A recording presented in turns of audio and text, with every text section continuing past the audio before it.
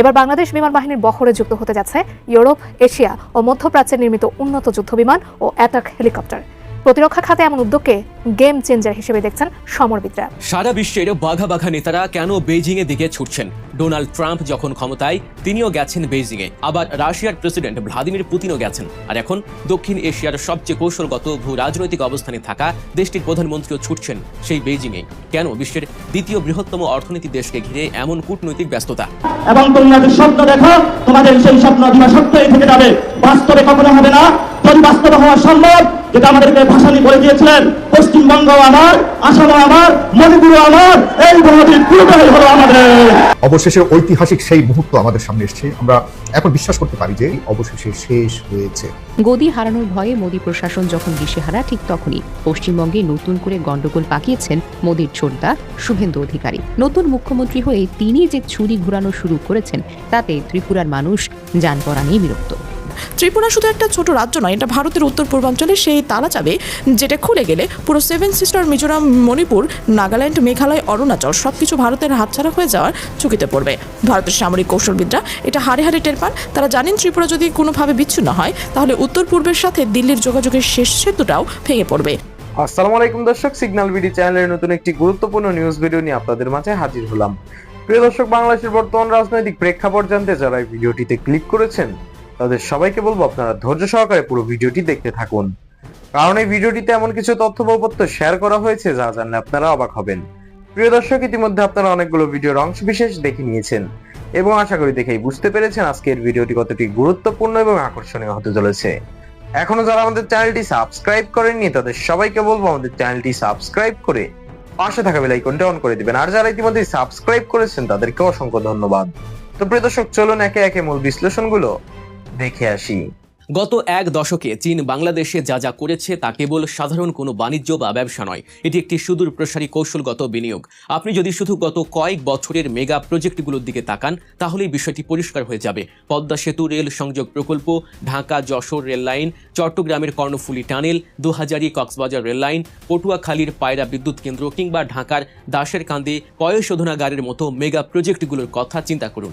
এই সবগুলো প্রকল্প মিলিয়ে বাংলাদেশে চীনের মোট বিনিয়োগের পরিমাণ দাঁড়িয়েছে 25 থেকে 30 বিলিয়ন ডলার। কিন্তু এখানেই শেষ নয়। এই মুহূর্তে চীনের ঋণে এবং কারিগরি সহায়তায় বাংলাদেশে এমন কিছু যুগান্তকারী কাজ চলছে যা পুরোপুরি শেষ হলে দেশের সামগ্রিক যোগাযোগ ব্যবস্থা এবং লজিস্টিক অবকাঠামোতে রীতিমতো এক বৈপ্লবিক পরিবর্তন আসবে। চলুন শুরু করি ঢাকা আশুলিয়া এলিভেটেড এক্সপ্রেসওয়ে দিয়ে। রাজধানী ঢাকার সবচেয়ে কৌশলগত অবকাঠামো প্রকল্পগুলোর মধ্যে এটি অন্যতম। সাভারের ইপিজেড এলাকা থেকে শুরু করে বাইপাইল, আশুলিয়া, টঙ্গী হয়ে সোজা বিমানবন্দর পর্যন্ত চলে যাবে এই এক্সপ্রেসওয়ে। এর আসল সুবিধাটা কি জানেন? এই এক্সপ্রেসওয়েটি মূলত একটি দ্রুতগতির করিডর তৈরি করবে। এটি সরাসরি ঢাকা এলিভেটেড এক্সপ্রেসওয়ের সাথে যুক্ত হবে। এর ফলে সাভার, ইপিজেড ও আশুলিয়া এলাকার বিভিন্ন গার্মেন্টস ও ফ্যাক্টরিতে উৎপাদিত রপ্তানিমুখী পণ্যবাহী ট্রাক বা কাভার্ড ভ্যানগুলো এখন আর ঘন্টার পর ঘন্টা জ্যামে আটকে থাকবে না।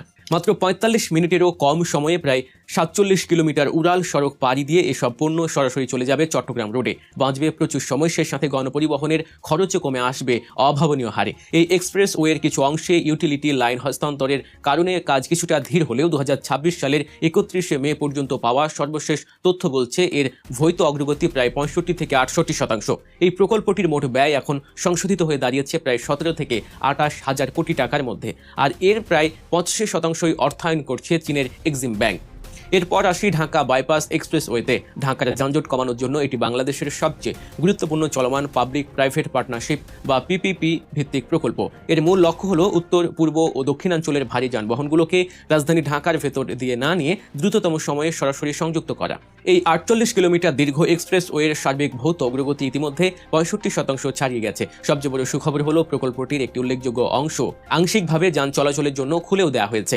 বিশেষ করে গাজীপুরের ভোগড়া বাইপাস থেকে শুরু করে কয়েক কিলোমিটার অংশে এখন যানবাহন চলছে এবং নির্দিষ্ট স্থানে টোল আদায়ও শুরু হয়েছে। এই প্রকল্পের আওতায় প্রধান সড়ক করিডরে পেভমেন্ট উন্নয়ন, ওভারপাস, আন্ডারপাস, ব্রিজ এবং কালভার্ট সম্প্রসারণের কাজ চলছে। বিশেষ করে ভোগড়া, কড্ডা, ভুলতা ও মদনপুর করিডরে ইন্টারচেঞ্জ নির্মাণের কাজও দৃশ্যমান। এই বিশাল প্রকল্পের মোট বিনিয়োগ কাঠামো প্রায় 3.5 থেকে 3.9 বিলিয়ন মার্কিন ডলার বা 38,000 থেকে 42,000 কোটি টাকার মতো। এই এক্সপ্রেস ওয়েটি গাজীপুর, ভালুকা এবং নারায়ণগঞ্জের শিল্প করিডরকে আরও শক্তিশালী করবে, যা বাংলাদেশের রপ্তানিমুখী অর্থনীতির জন্য অত্যন্ত গুরুত্বপূর্ণ। উত্তরাঞ্চলে যোগাযোগের কথা বলতে গেলে সিরাজগঞ্জের হাটি কুমরুল ইন্টারচেঞ্জের কথা না বললেই নয়। এটি বাংলাদেশের সড়ক যোগাযোগ ব্যবস্থার অন্যতম একটি কৌশলগত অবকাঠামো। এই ইন্টারচেঞ্জটি দেশের উত্তর পশ্চিমাঞ্চলকে ঢাকা, রাজশাহী, রংপুর এবং দক্ষিণাঞ্চলের সাথে সংযুক্ত করার একটি বিশাল ট্রানজিট হাব। যমুনা সেতু পশ্চিম সংযোগ মহাসড়কের উপর চাপ কমিয়ে পণ্য ও যাত্রীবাহী পরিবহনের গতি বাড়ানোর জন্যই এটি তৈরি করা হচ্ছে। 2026 সালের মে মাস পর্যন্ত পাওয়া তথ্যে জানা যায় এর সার্বিক অগ্রগতি 70% কাছাকাছি। ইতিমধ্যে প্রধান ফ্লাইওভারের বড় অংশ এবং বেশ কয়েকটি র্যাম্প যান চলাচলের জন্য খুলে দেওয়া হয়েছে। বিশ্বমানের এই ইন্টারচেঞ্জটি শুধু যানজটই কমাবে না, বরং উত্তরাঞ্চলের 16টি জেলার সাথে রাজধানীর যোগাযোগকে করবে নির্বিচ্ছিন্ন। এটি চালু হলে উত্তরাঞ্চলের কৃষি ও শিল্পের পণ্য খুব সহজেই সারা দেশে ছড়িয়ে পড়বে। আর এই প্রকল্পেও চীনা অর্থায়ন ও চীনা ঠিকাদারি প্রতিষ্ঠানের সরাসরি অংশগ্রহণ রয়েছে। তবে প্রধানমন্ত্রী তারেক রহমান বেজিং যাচ্ছেন কি শুধুই এই পুরনো কাজগুলোর অগ্রগতি দেখতে? একদমই না।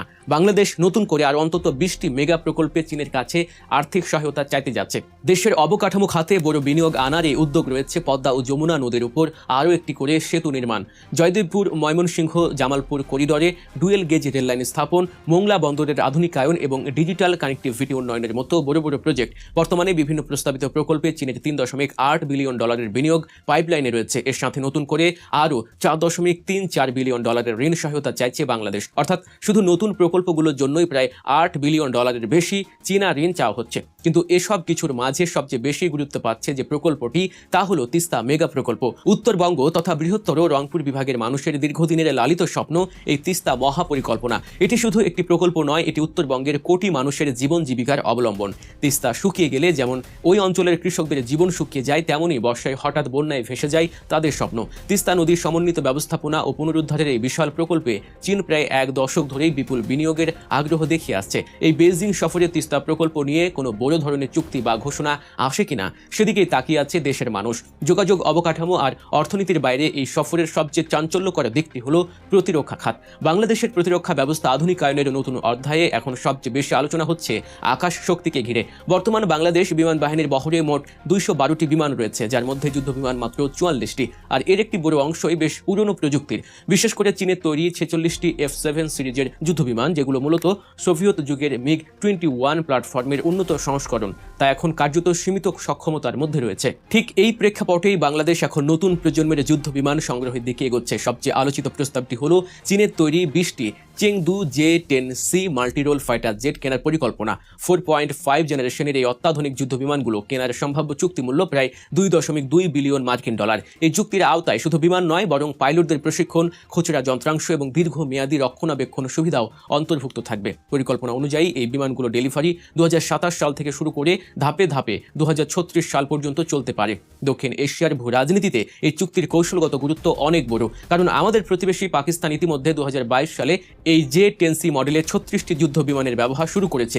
এই বিমানগুলো আঞ্চলিক সামরিক উত্তেজনায় বড় ভূমিকা রাখছে। বাংলাদেশ যদি এই বিমানগুলো কেনে, তবে দক্ষিণ এশিয়ার আকাশ প্রতিরক্ষায় ভারসাম্য একটি নতুন মাত্রা যোগ হবে। এখন প্রশ্ন হলো, চীন কেন বাংলাদেশে এত বিলিয়ন বিলিয়ন ডলার বিনিয়োগ করতে মরিয়া? এর কারণ হলো বঙ্গোপসাগরে তাদের কৌশলগত উপস্থিতি নিশ্চিত করা। চীনের বেল্ট অ্যান্ড রোড ইনিশিয়েটিভ বা BRI প্রকল্পে বাংলাদেশ একটি অত্যন্ত গুরুত্বপূর্ণ লিঙ্ক। দক্ষিণ এশিয়ায় ভারতের ঠিক পাশেই একটি বন্ধুত্বপূর্ণ প্রতিবেশী রাষ্ট্রকে নিজেদের প্রভাব বলয় রাখাটাই বেজিং এর মূল কৌশল। তাই এই সফর শুধু কয়েকটি কাগজের সই করা নতুন চুক্তির ঘোষণায় সীমাবদ্ধ থাকবে বলে মনে হয় না। এটি হতে পারে বাংলাদেশ ও চীনের মধ্যকার সম্পর্কের সম্পূর্ণ নতুন এক যুগের সূচনা। চীনের এই বিশাল ঋণ আর কৌশলগত সম্পর্কের ভবিষ্যৎ আসলে কোন দিকে যাচ্ছে বলে আপনি মনে করেন? ভাবুন তো একবার, ভারতের এমন একটা রাজ্য যেখানে 3 দিকে বাংলাদেশ, যেখানকার মানুষ কথা বলে বাংলাদেশের উপভাষায়, খায় বাংলাদেশের খাবার, আর যাদের নিজেদের দেশের মূল ভূখণ্ড থেকে দূরত্ব এতটাই যে রাজধানী দিল্লি তাদের কাছে যেন অন্য গ্রহ। আজকের এই স্ক্রিপ্টে আমরা ঢুকবো এমন একটা ভূরাজনৈতিক গল্পে যেটা শুনলে আপনার মাথা ঘুরে যাবে। শেষ পর্যন্ত থাকুন, কারণ এই গল্পের ক্লাইম্যাক্সটা আসল বোমা। একটু কল্পনা করুন, আপনি ত্রিপুরার একজন সাধারণ মানুষ। আপনার বাচ্চার শরীরে জটিল রোগ ধরা পড়েছে। স্থানীয় হাসপাতালে কোনো সুরাহা নেই। শেষ ভরসা কলকাতার বড় কোনো হাসপাতাল। ঘন্টার পর ঘন্টা ট্রেনে চেপে ক্লান্ত শরীরে যখন আপনি শিয়ালদহ কিংবা হাওড়া নামলেন, ঠিক তখনই পাশের সিটের কেউ একজন মুখ বাঁকিয়ে উঠে বলল, দেখ আবার বাংলাদেশিরা ভিড় জমিয়েছে। এই একটা কথা, মাত্র একটা বাক্য, কিন্তু এটা যে কতটা গভীরভাবে একজন মানুষকে আত্মসম্মানে থেতলে দেয় সেটা না ভুক্তভোগী হলে বোঝা অসম্ভব। আর এই ঘটনায় একদিনের নয়, দুদিনের নয়, দশকের পর দশক ধরে ত্রিপুরা থেকে কলকাতায় যাওয়া প্রতিটা মানুষকে এই তিক্ত অভিজ্ঞতার মধ্যে দিয়ে যেতে হচ্ছে। কাঞ্চনজঙ্ঘা এক্সপ্রেসের প্রতিটা কামরায় এই গল্প ছড়িয়ে আছে, নীরব অপমানের, চাপা ক্ষোভের, জমে ওঠা বারুদের। কলকাতার এই তাচ্ছিল্যর পেছনে যে একটা কারণ অবশ্য রয়েছে সেটা একবারে উড়িয়ে দেওয়া যায় না। ত্রিপুরার সাধারণ মানুষের কথা ধরন, জীবনযাপনের ছন্দ, এমনকি রান্নাঘরের হাড়ির গন্ধ সবকিছু অবিশ্বাস্য রকমের মিলে যায় বাংলাদেশের কুমিল্লা বা নোয়াখালী অঞ্চলের সাথে। এই সাদৃশ্য এতটাই গভীর যে বাইরে থেকে দেখলে পার্থক্য করাটাই মুশকিল। কিন্তু সাদৃশ্য মানেই তো পরিচয় চুরি নয়। একজন মানুষ তার নিজের দেশের নাগরিক হয়েও কেন বারবার বিদেশি তকমা সহ্য করবে? এই প্রশ্নটাই এখন ত্রিপুরার রাজনীতির বাতাসে ঘূর্ণিঝড়ের মতো ঘুরছে। এবার একটু চোখ ফেরানো যাক দিল্লির দিকে। 2026 সালে ভারতের কেন্দ্রীয় রাজনীতির এক অদ্ভুত টালমাটাল পরিস্থিতিতে নরেন্দ্র মোদীর সরকারের চারদিক থেকে বিরোধী দলীয় অবিরাম চাপে পিষ্ট। বিরোধী ও জোটের আক্রমণ এতটাই তীব্র যে ক্ষমতার গতি টলমল করছে। ঠিক এই মুহূর্তে পশ্চিমবঙ্গের রাজনীতির মঞ্চে আবির্ভাব ঘটেছে এমন একজন ব্যক্তির যার কণ্ঠস্বর ত্রিপুরা মানুষের কানে বিষাক্ত তীরের মতো বিচ্ছে। নতুন রাজনৈতিক কর্তৃপক্ষ নিয়ে যে উগ্র জাতীয়তাবাদী বক্তব্য দেওয়া হচ্ছে সেটা ত্রিপুরার সাধারণ মানুষকে আরো বেশি করে কোণঠাসা করে দিয়েছে।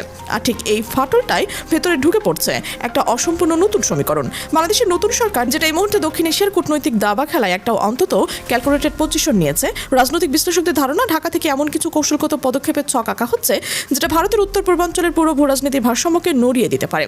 এবার একটু থামুন, গুগল ম্যাপস দেখুন, বাংলাদেশের মানচিত্রের দিকে তাকান, দেখুন ত্রিপুরা কোথায় বসে আছে। মনে হবে না যে এটা একটা আলাদা দেশের অংশ, বরং মনে হবে বাংলাদেশের শরীরের ভেতরে কেউ যেন একটা ছোট দ্বীপ বসিয়ে রেখেছে। তিন দিকে বাংলাদেশ, চতুর্থ দিকে ভারতের মূল ভূখণ্ডের সাথে একটা সরু ভঙ্গুর করিডর, যেটাকে চিকেন নেক বলা হয়। এই ভৌগোলিক বাস্তবতা শুধু মানচিত্রে সুন্দর দেখায় না, এটা ত্রিপুরার প্রতিদিনের জীবনকে সরাসরি প্রভাবিত করে। দিল্লি থেকে কোনো উন্নয়নের প্রকল্পে মাল ত্রিপুরায় পৌঁছতে হলে ঘুরতে হয় শত শত কিলোমিটার, অথচ বাংলাদেশের চট্টগ্রাম বন্দর থেকে ত্রিপুরার দূরত্ব মাত্র 75 কিলোমিটার। এই একটা সংখ্যা মাত্র 75, এটাই হচ্ছে সেই ডিনামাইট যেটা পুরো পরিস্থিতিকে বিস্ফোরক করে তুলছে। অর্থনীতিবিদরা হিসেব কষে দেখেছেন, যদি ত্রিপুরা চট্টগ্রাম বন্দর দিয়ে তাদের পণ্য আমদানি রপ্তানি করতে পারত, তাহলে সেখানকার চা বাগানের চা, কাঠশিল্পের কারুকাজ, হাতে বোনা বস্ত্র, এসব পণ্য আন্তর্জাতিক বাজারে পৌঁছে যেত অর্ধেক খরচে, দ্বিগুণ গতিতে। ত্রিপুরার অর্থনীতি রাতারাতি লাফ দিত। কিন্তু দিল্লি সেই সুযোগ দেয়নি, দেবেও না।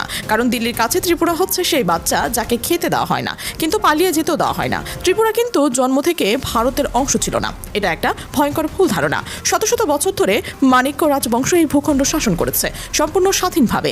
মুঘল সেনাপতিরা বারবার এই পাহাড়ি রাজ্য দখলের চেষ্টা করেছে, প্রতিবারই ফিরে গেছে খালি হাতে। ব্রিটিশ সাম্রাজ্যের ধূর্ত প্রশাসকরাও ত্রিপুরাকে পুরোপুরি গিলতে পারেনি। ত্রিপুরার রাজারা কূটনৈতিক চাতুর্যে ব্রিটিশদের সন্তুষ্ট রেখে নিজেদের সার্বভৌম ঠিক ধরে রেখেছিলেন। তারপর এলো 1947 দেশভাগের সেই রক্তাক্ত অধ্যায়। ভৌগোলিক যুক্তিতে ত্রিপুরা পূর্ব পাকিস্তান, বর্তমান বাংলাদেশে যোগ দেওয়ার কথা ছিল, কিন্তু ইতিহাস অন্য পথে গেল।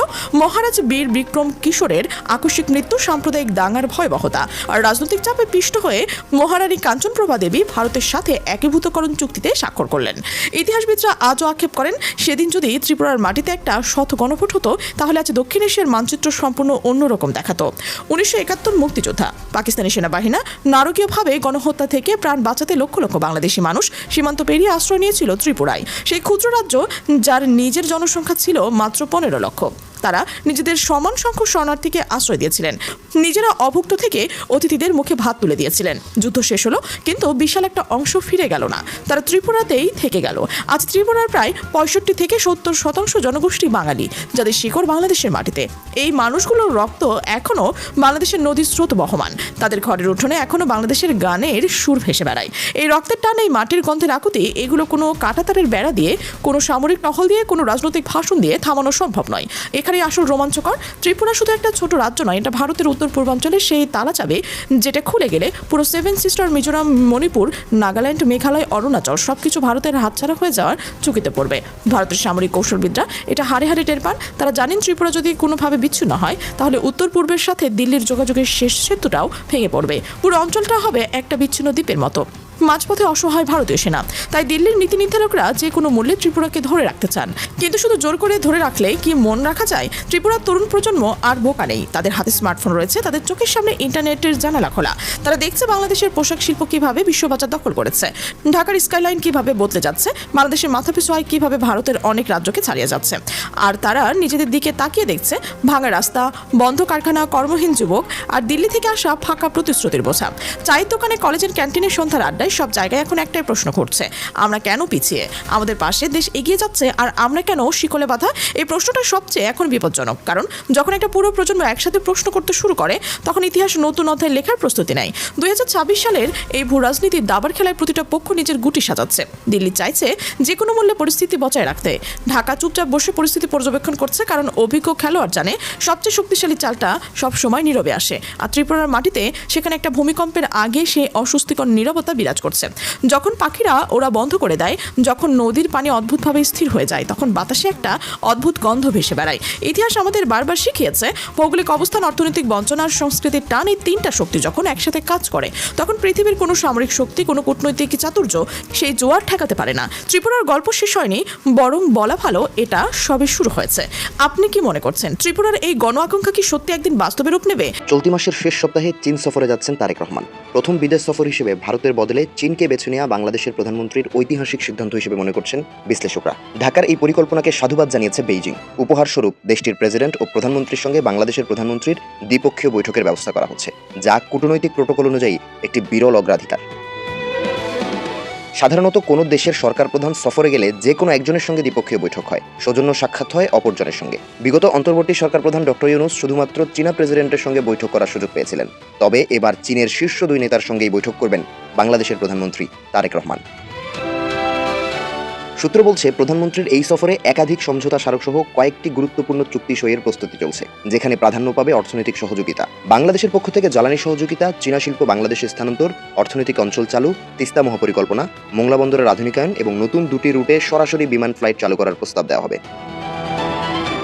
কূটনৈতিক ক্ষেত্রে অগ্রাধিকার পাবে বেশ কিছু ইস্যু, যার মধ্যে অন্যতম বিশ্বের অন্যতম বৃহৎ মুক্ত বাণিজ্য জোট RCEP, ব্রিক্স ও SCO-তে বাংলাদেশকে যুক্ত করতে চীনের সমর্থন। তবে অর্থনীতি কিংবা কূটনীতির চেয়েও সবচেয়ে বেশি আলোচনায় সমরাস্ত্র ক্রয় ইস্যু। বিগত সময় চীন থেকে 20টি যুদ্ধবিমান কেনার উদ্যোগ নিয়েছিল অন্তর্বর্তী সরকার। এবারও ফাইটার জেট ক্রয়ের উদ্যোগ আলোচনার টেবিলে থাকতে পারে। বাংলাদেশ বিমান বাহিনীর আধুনিকায়ন এবং জাতীয় আকাশ প্রতিরক্ষাকে শক্তিশালী করতে গেল বছর 20টি J-10CE মাল্টিরোল যুদ্ধবিমান কেনার আগ্রহ প্রকাশ করে অন্তর্বর্তী সরকার। এজন্য 15,000 কোটি টাকা প্রাথমিক ব্যয় ধরা হয়। তবে নির্বাচনের ঠিক আগ মুহূর্তে অন্তর্বর্তী সরকারের এত বড় ব্যয় ঠিক কিনা এ নিয়ে আলোচনা শুরু হয়। শেষমেশ পরিকল্পনা বাস্তবায়ন থেকে সরে আসে ইউনূস প্রশাসন। এই যুদ্ধবিমানের সর্বোচ্চ গতি ঘন্টায় প্রায় 2,415 কিলোমিটার, অর্থাৎ শব্দের চেয়ে দ্বিগুণ গতিতে ছুটতে পারে এটি। পাশাপাশি এয়ার টু এয়ার কিংবা সার্ফেস টু এয়ার উভয় ধরনের ক্ষেপণাস্ত্রকে ফাঁকি দিতে পারে J-10C। প্রতিবেশী ভারতের হাতে থাকা সবচেয়ে উন্নত বিমান রাফাল, J-10C ও রাফাল উভয়ই 4.5 প্রজন্মের যুদ্ধবিমান। তবে রাডার ফাঁকি দেওয়ার ক্ষেত্রে চীনা এই বিমানটি রাফালের চেয়েও শক্তিশালী। 2025 সালে ভারতের বিরুদ্ধে যুদ্ধে এর প্রমাণ দিয়েছে পাকিস্তান। প্রিয় দর্শক, ইতিমধ্যে আপনারা আমাদের পুরো ভিডিওটি দেখেছেন। ভিডিওটি দেখে কি জানলেন এবং বুঝলেন, অবশ্যই আপনাদের মূল্যবান মতামতটি আমাদের কমেন্ট বক্সে জানাতে ভুলবেন না। এখনো যারা আমাদের চ্যানেলটি সাবস্ক্রাইব করেননি তাদের সবাইকে বলবো আমাদের চ্যানেলটি সাবস্ক্রাইব করে পাশে থাকা বেল আইকনটি অন করে দিবেন, এরকম নিত্য নতুন প্রতিদিন গরম গরম নিউজ আপডেট পেতে। ধন্যবাদ সবাইকে।